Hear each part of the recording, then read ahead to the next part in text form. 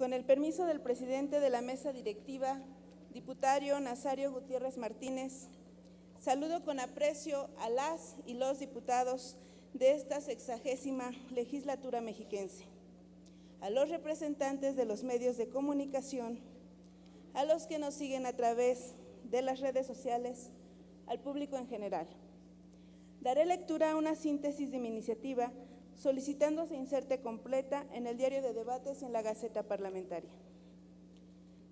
La suscrita, diputada Violeta Nova Gómez, integrante del Grupo Parlamentario de Morena, y en su nombre, con fundamento en los artículos 6 y 116 de la Constitución Política del Estado Libre y Soberano de México, 28, fracción primera, 30, primer párrafo, 38, fracción segunda, 79 y 81 de la Ley Orgánica del Poder Legislativo del Estado Libre y Soberano de México, así como 68 del Reglamento del Poder Legislativo del Estado Libre y Soberano de México, me permito presentar a consideración… Diputada, permítame un segundito. Sí. Pido su consideración de nueva cuenta a las diputadas y los diputados. Respeto a la proponente, por favor. Muchas gracias, presidente. Presento iniciativa con proyecto de decreto por el que se reforma el artículo 9 del Código Penal del Estado de México con sustento en la siguiente exposición de motivos.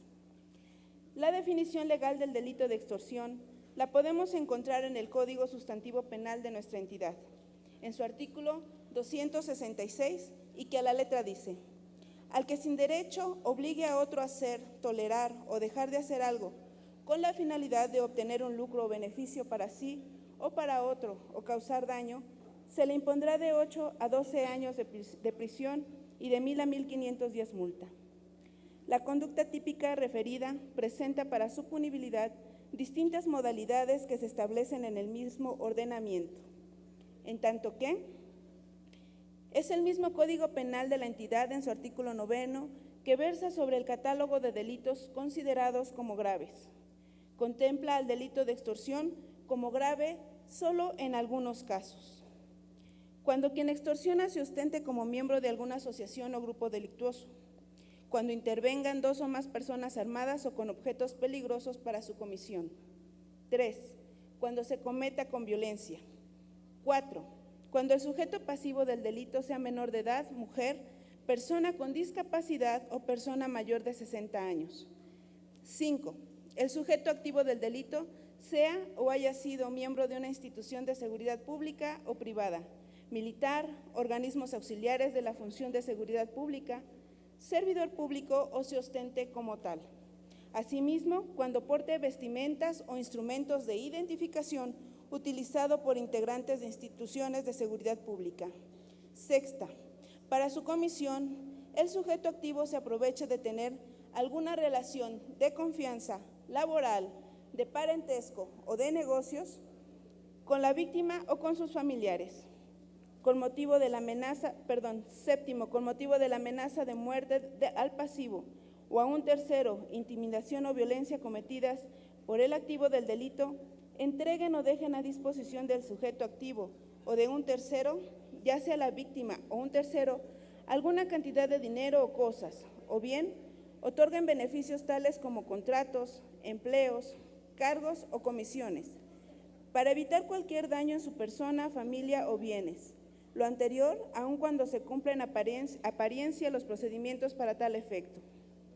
Cuando se cometa en contra de un servidor público en funciones electo o de un candidato a puesto de elección popular, o cuando el sujeto activo del delito manifieste su pretensión de continuar obteniendo alguna cantidad de dinero o en especie por concepto de cobro de cuotas o prestaciones de cualquier índole, adicionales o exigidos originalmente por el ilícito. De acuerdo a las cifras obtenidas en la página electrónica del Observatorio Nacional Ciudadano, en los primeros 5 meses de 2019 se registraron 3,526 víctimas de extorsión, de las cuales 58.62% fueron personas del sexo masculino y el 81.85% eran menores de edad. Este periodo es el de mayor número de víctimas desde que se tienen cifras oficiales, es decir, desde el 2014. El 37.04 es 37.04 mayor que el mismo periodo 2018, correspondiente a 953 víctimas.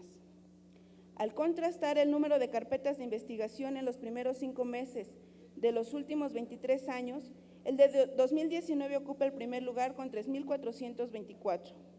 Las entidades con mayor cantidad de víctimas en este periodo son el Estado de México, Jalisco y Ciudad de México, concentrando el 45.41 total de las extorsiones. De igual manera, el Observatorio Nacional Ciudadano ha informado que, durante los últimos años, en México se ha hecho referencia a este delito como una de las principales conductas que afectan la tranquilidad y seguridad de la sociedad en su conjunto, al grado que se menciona cierta normalización de la extorsión, dada su cotidianidad. Sin embargo, para poder generar un diagnóstico sobre este ilícito en nuestro país, no basta con estas referencias, sino que debemos contar con una base teórica mínima que nos permita ubicarlo en el marco de la diversificación de las actividades de las organizaciones del crimen organizado y la estrecha conexión que tiene con la corrupción. Analizar de esta forma el delito de extorsión nos permitirá identificar ciertos impactos económicos, políticos y psicosociales que no deben pasar inadvertidos, pues en ellos radica la justificación misma del estudio relacionado con la extorsión. Dadas las alarmantes cifras, es como hemos expresado nuestra preocupación sobre el incremento de la extorsión, no solo por los niveles históricos alcanzados en el Estado de México, sino porque detrás de estas cifras residen múltiples efectos que provocan un menoscabo en el desarrollo personal y social. En este sentido es como considero que la extorsión tiene efectos económicos trascendentes para las víctimas. Esto, tomando en cuenta las distintas modalidades de este delito, como el engaño telefónico, amenazas, secuestros virtuales o el cobro de piso. Evidentemente, porque es posible observar los resultados de la acción criminal, como la pérdida de poder adquisitivo. Compañeros, si me permiten continuar, por favor. Gracias. Evidentemente, porque es posible observar los resultados de la acción criminal como la pérdida de poder adquisitivo inmediata generada por ser víctima de la extorsión o bien de demanda indirecta, como una reducción en la inversión o rupturas de las cadenas productivas o industriales. El impacto político no está separado de los efectos que se producen en la esfera pública y social. Por ejemplo, quien cobra piso adquiere mayor poder económico y control, no solo sobre el territorio, sino sobre la población, y ello implica un mayor debilitamiento de las autoridades, no solo de seguridad pública y de justicia, sino de tantas otras instituciones públicas, porque el acceso a servicios depende del pago de la extorsión. Pues bien, compañeras y compañeros, estas cifras advierten que debemos actuar con precisión en el ámbito de nuestras competencias y legislar de manera consciente y oportuna sobre este tema, que permita hacer posible la reducción de los altos niveles de esta conducta criminal. Cada día avanza en cualquiera de sus modalidades, por lo que es necesario agravar el tipo penal de la extorsión. Es por lo anterior que pongo a su consideración ampliar el campo agravante del delito de la extorsión a toda la conducta típica señalada en el artículo 266 del Código Penal para el Estado de México, para que el citado acto criminal en todas sus modalidades se inserte como delito grave en el artículo 9 del mismo ordenamiento. Es cuanto. Gracias. Gracias, diputada.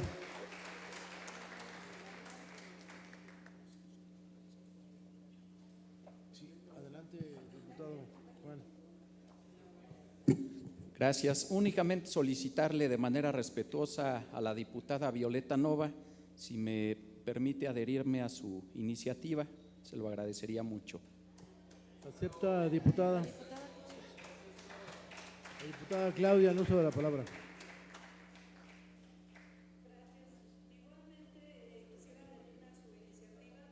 El Estado de México está sufriendo ese problema de extorsión, ya sea en comerciantes, en las mismas gentes, Y te felicito, Violeta, por esa iniciativa y permíteme adherirme a la tuya, por favor. Con mucho gusto, gracias. Acepta, Perdón, diputada. presidente. No, Con adelante. mucho gusto ambas. Gracias.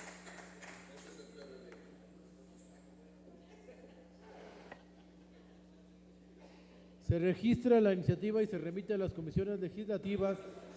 Perdón, diputado. Perdón, estimado presidente, de igual forma, pedirle a la diputada Violeta si me hace favor de adherirme a su punto de acuerdo. Con mucho gusto, yo creo que es un tema que ha ido creciendo y gracias, compañeros, de verdad por sumarse. No es un tema sencillo, es un tema delicado y yo creo que juntos podemos hacer algo al respecto. Muchas gracias. Si no hubiera algún diputado o diputada más, bueno. Se registra la iniciativa y se remite a las comisiones legislativas de Gobernación y Puntos Constitucionales y de Procuración y Administración de Justicia para su estudio y dictamen. Continuando con el orden del día, en el punto número 7, hace uso de la palabra la diputada María de Jesús Galicia Ramos para presentar en nombre del Grupo Parlamentario del Partido Morena iniciativa con proyecto de decreto. Adelante, diputada.